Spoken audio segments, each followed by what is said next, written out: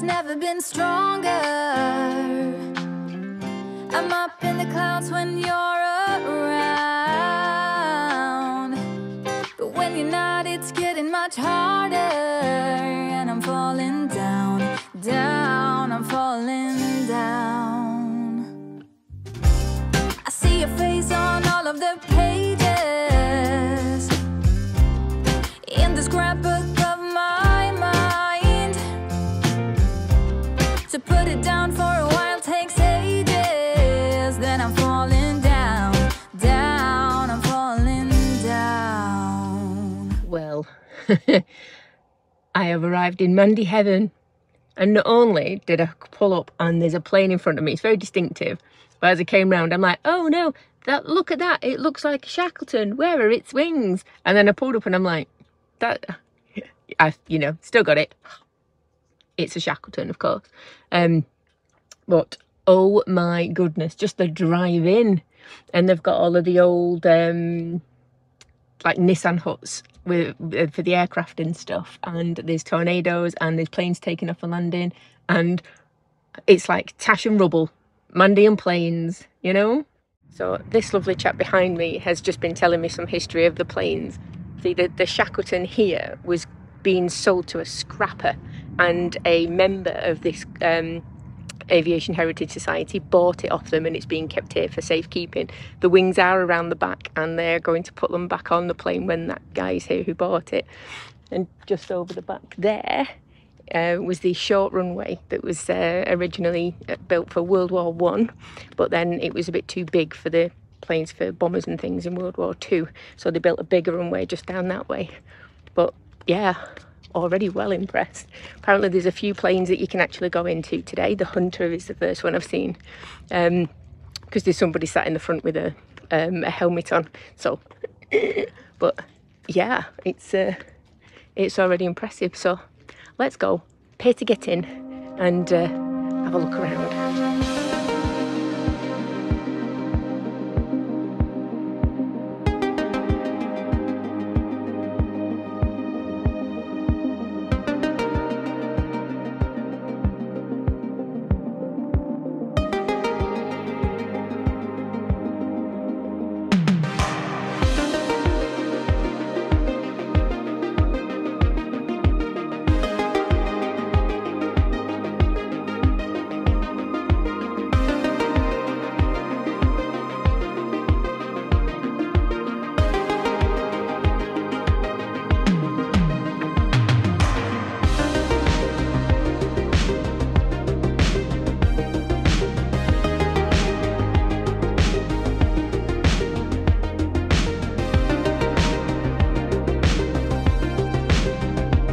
I'm in a Canberra. How cool is this? It's actually not cool, it is freaking roasting. But so very cool. Ejected. I'm not gonna pull that. How cool is this though? It's amazing. Just casually sat next to a tornado in a Canberra, you know.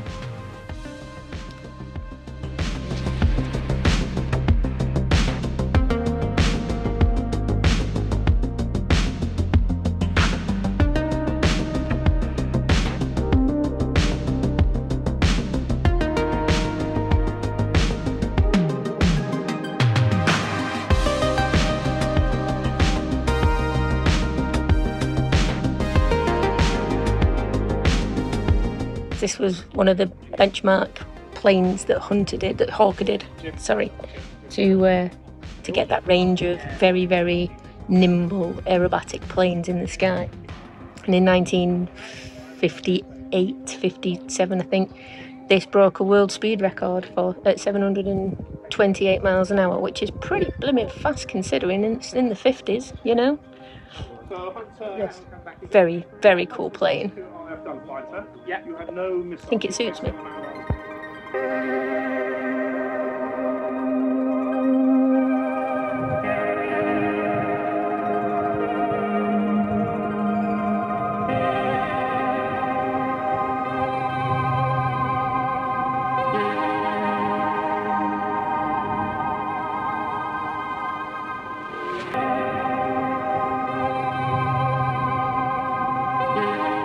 literally one of my favourite planes.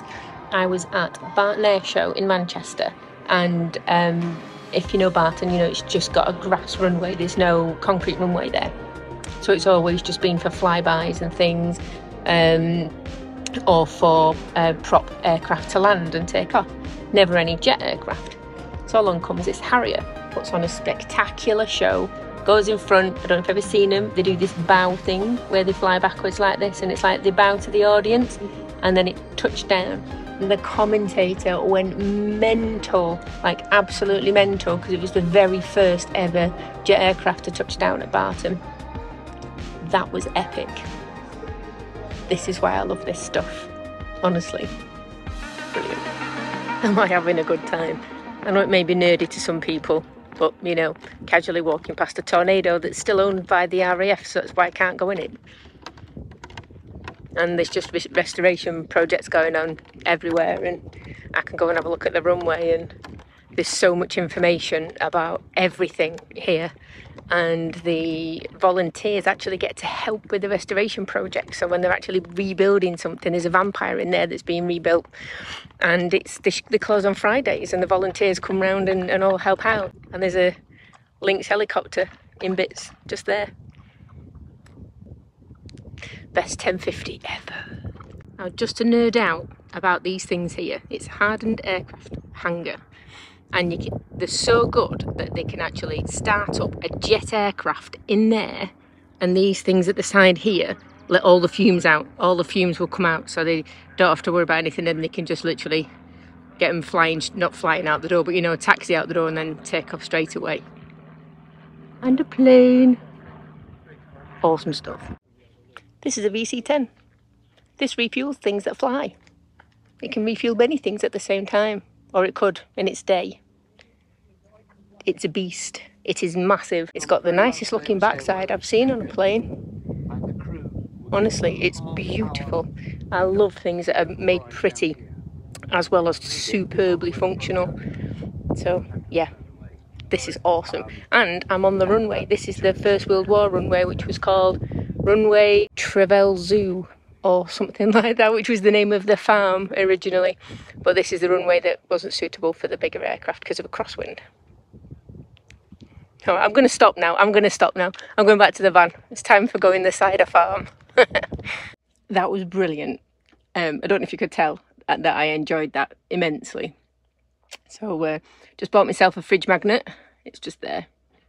From the place. The most wonderful volunteers. They know everything about everything, and they can spot somebody who wants to know opposed to somebody who doesn't from a mile off. So they got me straight away, but then you could just see them giving little bits of information to people who just wanted to walk round, which is perfect, isn't it? It's what you want to do. So yes, I'm done. And I asked one of the gentlemen there because I saw a tap, and you know what it's like, especially in this weather, if you see a tap. One thing I can say is a little hint, and I know everybody knows how to get water or whatever, but get yourself some of these 10-litre refillable folding water containers, because people will think you're taking the mickey if you turn around and say, can I fill up 70 litres in one go, please? Or if as soon as you say, can I fill my van up or anything like that, then they kind of they think you're being too cheeky, or that's the impression I've been getting. Nobody bats an eyelid if you just turn around and say, oh, it's so hot at the minute, is there any chance I could get 10 litres of water in this bag? Everybody has said yes. So every day so far here, I put a donation, I put a couple of quid in the box when I went in and paid anyway, in the hope that I could, because I saw the tap. Fuel stations, ask, they're absolutely fine. 2 corner shops had taps outside because they had flowers and they were watering the flowers. Honestly, just ask, and ask for a small amount, and then just keep topping up, even if you do it every day, every other day. Definitely an easier way to get water, it seems, without being too cheeky. So now, anyway, it's off to Healy's cider farm. Yay! I'm here! I'm at Healy's! This is the first time I've been here whilst having to drive. Sorry, all the signs that said 60 samples available inside. I might just have to have 2 tiny little thimbles and have done with that. I'd have thought, yeah. Anyway, I hope they've got what I want in for John, because I need to buy him a present. So yeah, so I hope that they've got in what they've got in, and I'm hoping to go and get a nice cold drink or an ice cream and a sit down in cafe. Now this place has changed a lot. When we came here, it had like a tiny little gift shop, even though it had every kind of rattler and elderflower wine and little glasses you could drink out of, and bar runners and key rings and magnets and all the tap that everybody loves. The quaintest, cutest little coffee shop, tea shop that did scones and sandwiches, and then something else a bit more on the way around. You could pop your head into a lot of the places where they made the stuff, but if you wanted the proper tour, you had to pay. And if you wanted the tractor ride, you had to pay. So, of course, over the years, we've been on the tractor tour and done all of that. We've done the how to make it all, although it is a bit bigger now, so I don't know whether it's changed since the last time we came. One thing that has changed is you can get in the shop for free, and you have to pay for everything else. You have to pay to go to the other shop where the tastings are, and you have to pay to go and have a walk around the lovely courtyard, and there's some peacocks and chickens and things that are walking around there, and yeah, you can't get out of the shop now without paying £12. And because I've done most of it before, albeit years ago, I'm not spending £12 again.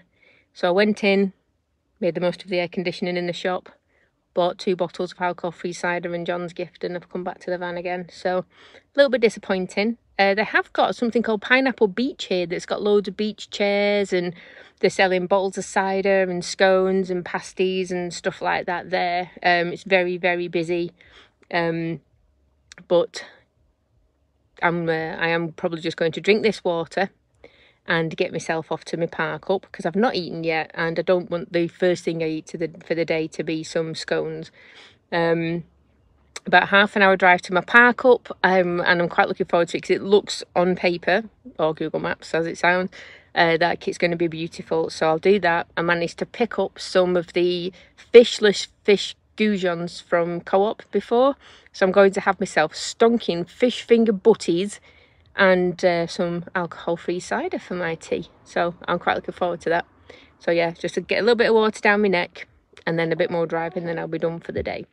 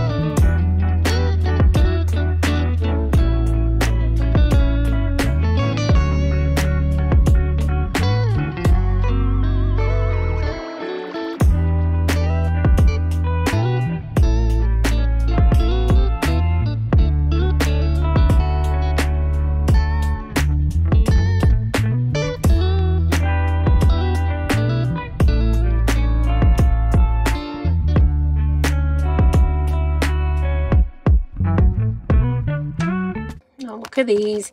Do like a bargain. Battered as well, so proper chunky.